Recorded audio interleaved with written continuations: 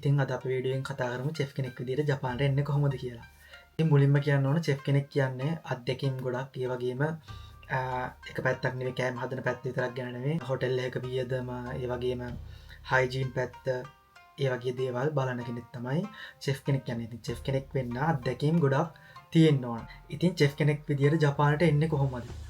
ඉතින් ඇත්තම කතා කිව්වොත් මම ආවේ චෙෆ් කෙනෙක් විදිහට නෙමෙයි. දැනටත් මම ජපාන චෙෆ් කෙනෙක් නෙමෙයි. ඉතින් ජපානට ආවට පස්සේ අපට එක පාට යන්න දෙන්නේ නෑ. කියන්නේ එක පාට අපිට කෑම හදන්න ඒ වගේ දේවල් දෙන්නේ නෑ. මුලින්ම අපිට නිකන් කෝප්ප හොදන්න වෙයි. ඊට පස්සේ කෑම සේව් කරන්න ඒ වගේ දේවල් තමයි මුලින්ම අපිට දෙන්නේ. ඉතින් ඊට පස්සේ අපිට ටික ටික ඒ කියන්නේ එළවලු කපන්න ඒ වගේ දේවල් අපිට දෙනවා. ඉතින් ඒවත් එක්ක අපි ඒවට කියන ජපන් වලින් කියන නම් ඒ වගේ දේවල් අපි මතක තියාගන්න ඕනේ. ඉතින් කෑමක් හදද්දී වුණත් ඒ කෑම එකට දාන සෝස් වර්ග කෑම හදන්න ඕන කරන අමුද්‍රව්‍ය ටික ජපන් වලින් කියන දේවල් අපි මතක තියාගන්න ඕන. ඉතින් ඒවත් එක්ක අපි අපේ ඒව මතක තියාගන්න ඒවත් එක්ක අපි කොහොමද නයිෆ් එකක් යූස් කරන විදිය අපි හරියට වැඩේ කරනවද කියලා බලලා තමයි අපි කෑම උයන පැත්තට යොදවන්නේ. මම ජපානට එද්දී හොටල් කෝස් එකක් කරලා තිබුණත් මහ ලොකු අත්දැකීම් ගොඩක් මට තිබුණේ නැහැ. සාමාන්‍යයෙන් නයිෆ් එකක් යූස් කරන විදිය ඒ වගේ දේවල් ටිකක් තමයි මට ජපානයේදී දැනුම. ඉතින් මේකට කියන්නේ ජපානට එන්න හොටෙල් එකක වැඩ කරන්න අනිවාර්යෙන් හොටෙල් එකක එක්ස්පීරියන්ස් එකක් ඒ වගේ දෙයක් අදාළ වෙන්නේ නැහැ. මෙහෙට ආවට පස්සේ තමයි අපි ටික ටික ඉගෙනගෙන චෙෆ් කෙනෙක් නොවුනත් කුක් කෙනෙක් විදියට වැඩ කරන්න පුරුදු වෙන්නේ. චෙෆ් යුනිෆෝම් එක ඇඳට චෙෆ් කෙනෙක් වෙන්න තරම් අත්දැකීමක් තාම නැහැ. ඉතින් යම් කිසි කෙනෙක් ජපානට එනවා නම් චෙෆ් කෙනෙක් වෙන්න හිතාගෙන ඉතින් එයාට පුළුවන් මේ වගේ අත්දැකීම් අරගෙන අනිවාර්යෙන් චෙෆ් කෙනෙක් විදිහට ඉස්සරහට තමන්ගේ දැනුම ඩෙවලොප් කරගෙන ඉස්සරහට චෙෆ් කෙනෙක් විදිහට යන්න. ඉතින් මොකද ජපානය කියන්නේ පිරිසිදුකම, ඒ වගේම පිළිවෙල, ඒ වගේ හැම දෙයක්ම තියෙන රටක්. ඉතින් මේ වගේ ටෙක්නොලොජි එක වෙනම පැත්තක්. සාමාන්‍යයෙන් ජපානයේ අපි කෑම හදද්දී මේවට එකෙක් කරන ඒ වගේ දේවලුත් අනිවාර්යෙන් ඉගෙන ගන්න සිද්ධ වෙනවා.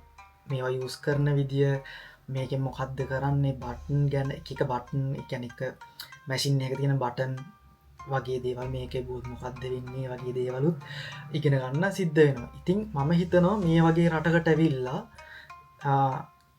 හොටෙල් එකක අත්දැකීමක් අරගෙන අපි වෙනත් රටකට හරි ලංකාවට ගිහිල්ලා හරි වෙනත් ආයතනයකට යද්දී අනිවාර්යෙන් මේ වගේ ඉගෙන ගත්ත පිළිවෙල ඒ වගේ දේවල් හින්දා ඔයාට ලංකාවට ගිහිල්ලා කියන්නේ මෙහින් මේ දේවල් ඉගෙනගෙන ලංකාවට ගිහිල්ලා අනිවාර්යෙන් ලොකු හොටෙල් එකක චෙෆ් කෙනෙක් විදියට යන්න බැරි කමක් නැහැ. මොකද එතකොට ඔයාලා මෙහින් අත්දැකීම් කියන දේවල් අරගෙන හැමදේම වගේ ඉගෙනගෙන ඉවරයි. ඉතින් තව දෙයක් මතක් කරන්න ඕන ලැන්ග්වේජ් එක ගැන. ඉතින් ලැන්ග්වේජ් එක අනිවාර්යෙන් ප්‍රයෝජනවත් වෙන දෙයක්. ඉතින් මොකද මමත් කරපු ඉගෙන ගද්දි කරපු වැරද්දක් තමයි මම එක්සෑම් එකට කොට වෙලා, ඒ කියන්නේ එක්සෑම් එකට අදාළ වචන සීමාව සහ එක්සෑම් එකට ඕන කරන දේවල් ටික තමයි පාඩම් කරේ, ඒවට කාලය යෙදෙව්වේ ඒ වගේ දේවල් වලට. ඉතින් එකම ඒ කියන්නේ එක්සෑම් එකට අදාළ කරන දේවල් වල එක්සෑම් එකටම කොටු කරලා එක්සෑම් එක විතරක් ફોකස් කරලා වැඩ කරපු නිසා අදටත් මට කන්ජි ජපාන් භාෂාවේ යොදවන කන්ජි ලියන්න අදටත් බෑ. මොකද මම මේව මතක තියාගෙන එක්සෑම් එකට රෙඩි වුණා මිසක් මේවල් ලියන්න ඒ වගේ දේවල් වලට හුරුුනේ නෑ. ඉතින් යම් කිසි කෙනෙක් ජපානයට චෙෆ් කෙනෙක් විදියට එන්න හිතාගෙන ඉන්නවා නම් කියන්නේ SSW ෆුඩ් සර්විස් අංශයේ රැකියාවකට එන්න හිතාගෙන ඉන්නවා නම් අනිවාර්යෙන් එක්සෑම් එක පැත්තකින් තියලා ජපානයේ ජීවත් වෙන්න ඕන කියලා හිතාගෙන ලැන්ග්වේජ් එක පුළුවන් තරමක් ඉගෙනගෙන එන්න. ඉතින් මම මෙහෙම කිව්වට මටත් ඇත්තටම ඒ කියන්නේ හරියටම ලැන්ග්වේජ් එක යූස් කරන්න බෑ. නමුත් කියන දේවල් තේරුම් අරගෙන සාමාන්‍යයෙන් මෙයාලගෙත් එක්ක වැඩ කටයුතු කරන්න පුළුවන් තත්ත්වයක් තියෙනවා. ඉතින් මේ තත්ත්වෙත් මෙහෙට ආව ගමන් හැදිච්ච දෙයක්වත් ඒ වගේ දෙයක් නෙමෙයි, ටික ටික හුරු වෙච්ච දෙයක්. ඉතින් අනිවාර්යෙන් එන කෙනෙක්ට හුරු වෙන්න බැරි කමක් නැහැ. විශේෂයෙන්ම දෙයක් කියන්න ඕන, මම ජපානට ආවේ චෙෆ් කෙනෙක් විදියට නෙමෙයි, ෆාම කෙනෙක් විදියට. ඉතින් ෆාම කෙනෙක් විදියට ඇවිල්ලත් කුක් ඒ කියන්නේ ෆුඩ් සර්විස් අංශයේ වැඩ කරන්න පුළුවන්. මොකද නමුත් ඒකට අදාළ කරන ස්කිල් එක්ෂෑම්ම අනිවාරෙන්ම තියෙන්නවා. ඉතින් ජපානදි චෙෆ් කෙනෙක් වෙනවයි කියන්න වෙනම් පැත්තා. මොකද ජපානය කියන රටේ එයාලගේ සාම්ප්‍රදායික ආහාර ඒ වගේම සුෂි සශිමි වගේ දේවල් හදද්දී චෙෆ් කෙනෙක් වෙන්න යාලට එකන ලයිෂණයක් ගන්න ඕන එක්ෂෑම් තියල ඒව පහස් වෙලා ලයිෂණයක් ගන්න තියෙන. ඒ වගේ දේවලුත් මේ ජපානය තියෙන. ඉතින් අව සමහරු අහන ප්‍රශ්නයක් තමයි ඒකැන යුරෝපියන් රටවල්ල කැන පහත්තන දා කියලට අදදි ප්‍රස් කොමි තර්ඩ් කොමිසකන් කොමිය වගේ ජෙඩ්ඩෙමි සූෂ ඒ වගේ කොටස්වලට බෙදෙනවා.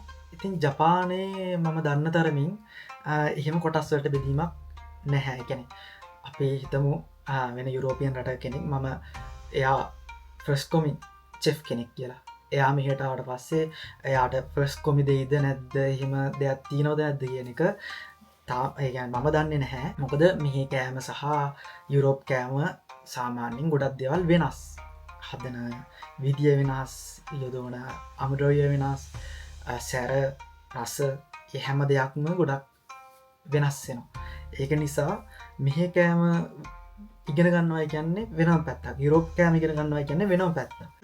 මේක මට විතරක් කියන්නේ මට විතර ලැබිච්ච chance යන්නේ මේ අනිවාර්යෙන් SSW වීසයක් යටතේ මෙහෙට එන හැම කෙනෙක්ටම ලැබෙන chance එකක්. ඉතින් ඒක ලැබෙන තැන අනුව ගොඩක් දේවල් වෙනස් වෙනවා. සැලරි එක වෙනස් වෙනවා. හැම දෙයක්ම වෙනස් වෙනවා. ඉතින් මෙහෙට ඇවිල්ලා තමන්ගේ දැනුමත් එක්ක අත්දැකීම් එක්ක ඉස්සරහට යන්න හැමෝටම පුළුවන්. ඉතින් ගොඩක් කාලකින් තමයි වගේ වීඩියෝයක් කරන්න. ඉතින් අලුත් වීඩියෝ එකකින් අපි ඉස්සරහට හම්බෙමු.